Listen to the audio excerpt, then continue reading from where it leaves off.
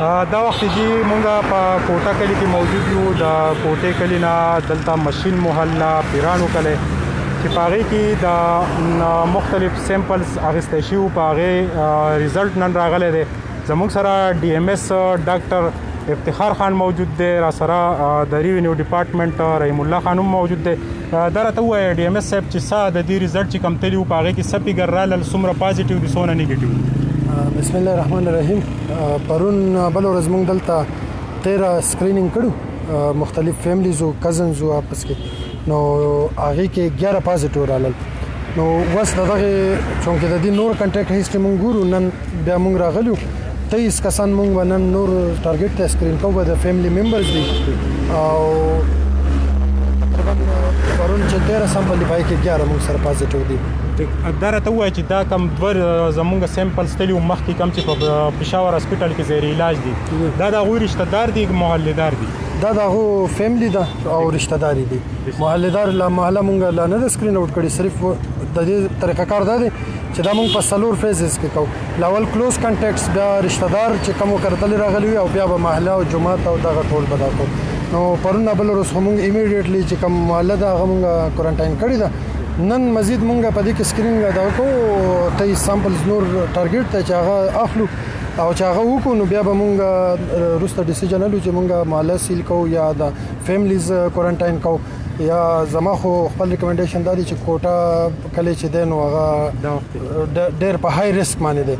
ولې چې په 13 کې 11 سامپل پازیټیو راتله. دا په یو ورځ کې موږ ته دا ریپورټ راغلی، دا تقریبا مور دین 95% دغه راغی که نه. ایم ایس صاحب ستاسو په بیک سایډ دا کومه محله تاسو وسیل کړې ده کوارنټاین؟ دې ته مشین چم وایي،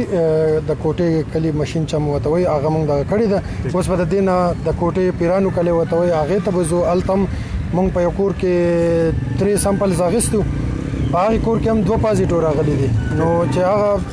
3 آوټ اف 3 چې دی هغه پازیټیو دي، نو د هغو اوس ټول فیملی سکرین کوو، هغه محله به کوارنټاین کوو. صاحب زموږ سره د کوټې ټوټل کیسز څو شو؟ زموږ سره ټوټل 13 کیسز شول. 2 پېښور کې دي، 11 موږ اخیستي دي او 23 موږ نور سکرین کړي. په دې کې سیمپل څومره تلي ولري؟ ټوټل 15 سامپل تلي، په 15 کې 13 پازیټیو دي. هسې تاسو خپل ذاتي اوپینین شیر هم کړل، دا وخت په کوټه په ځمکه ولاړ یو، بیا هم دغه موږ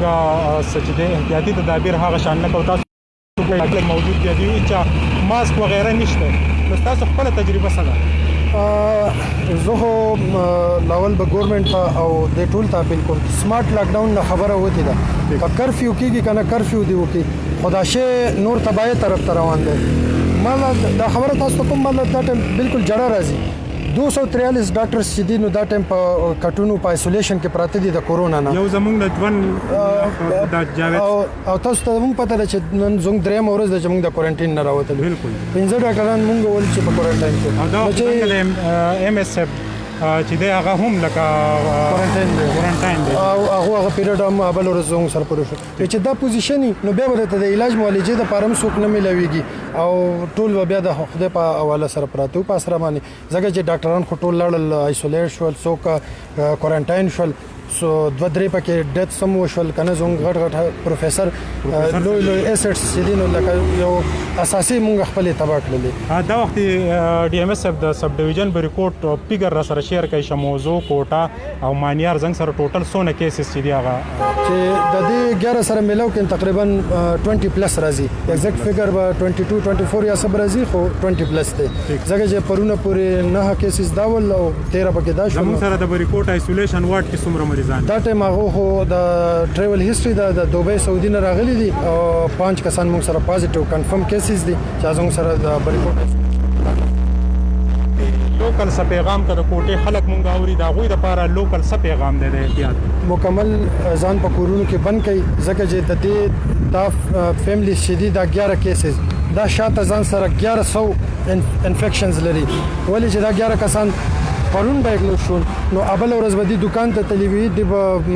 بینک ته تلوي دی بچرته میډیکل سٹور ته تلوي دی تنور د روټي لا پیسې پیچاته ورکړي چا بس کړي وي سبا کړي وي ماشومان به د دې آمد و رفت شوی وي نو دا 11 کیسز مطلب 1100 دي نو د کوټې بلکې خصوصا د سواد ټول عوام ته چې پلیز لکه د دې لاک ډاون او د دې بیماری سره سیریس شي قانون بیا به تباہی به مسری او نور به اسنوي مننه دا رحیم الله خان د ډیټیلر رحیم الله خان دا وخت چې کومه محله تاسو چې د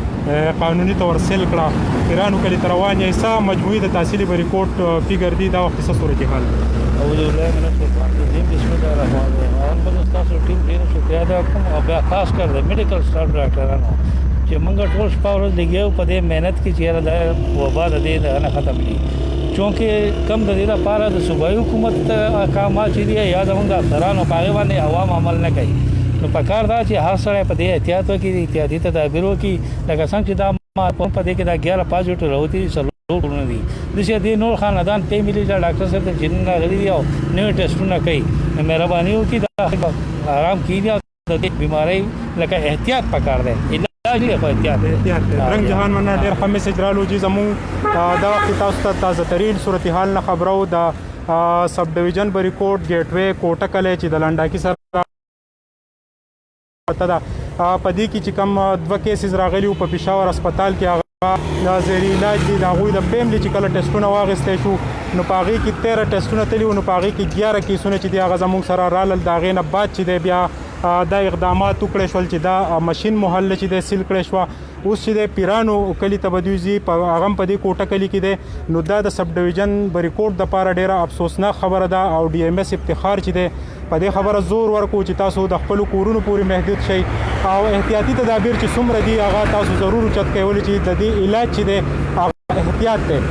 د ملګري رپورټر بخروان کیمرامین عبدالحسین او ما سهیل باچا له راکړه اجازت د الله په امان